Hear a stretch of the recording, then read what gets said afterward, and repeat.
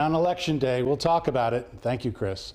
The defense making its case now in the Delphi murders trial. Today, they focused on the mental health of the defendant, Richard Allen. As you know, Allen is accused of killing Abby Williams and Libby German. CBS 4's Max Lewis joins us live outside the Carroll County Courthouse with what happened today. Hey, Max.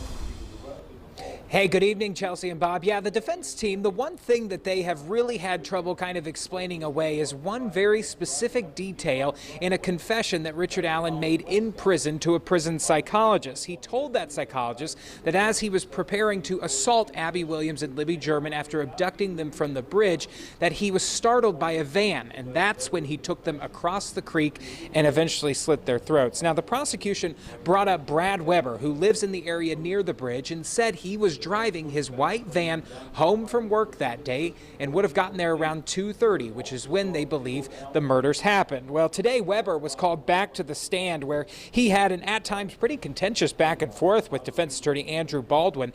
Weber admitted that he might have told police many years ago that he didn't go straight home after work that day, which would of course mess with the prosecution's timeline.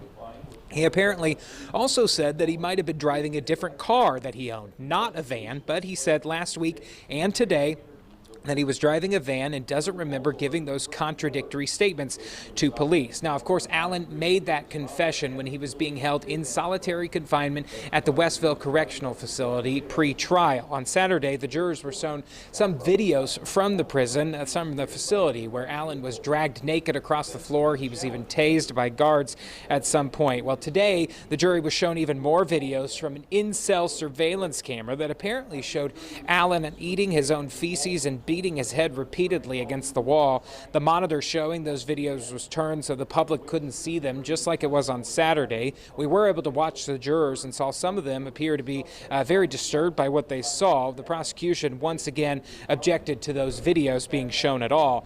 The defense started the day, though, bringing up their expert psychologist who did an assessment of Mr. Allen and determined that he had severe depression, which turned into a period of psychosis when he was thrown into the Westville facility. Dr. Polly Westcott rebuked the prison psychologist's belief that Mr. Allen was faking his symptoms. Dr. Westcott said Allen showed no signs of deception during her assessments of him.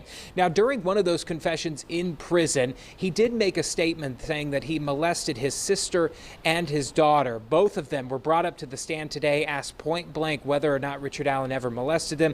They said no. All this obviously being done to sow some reasonable doubt and show the jury that Allen may have said that he killed the girls. He may have said a lot of things, even if he didn't actually do them.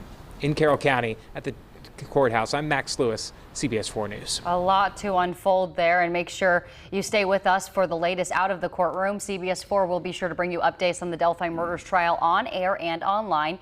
You can head right now to cbs4indy.com/Delphi for a complete breakdown. We also have a Delphi murders trial tab for you atop our homepage. Now at 5, Metro Police are investigating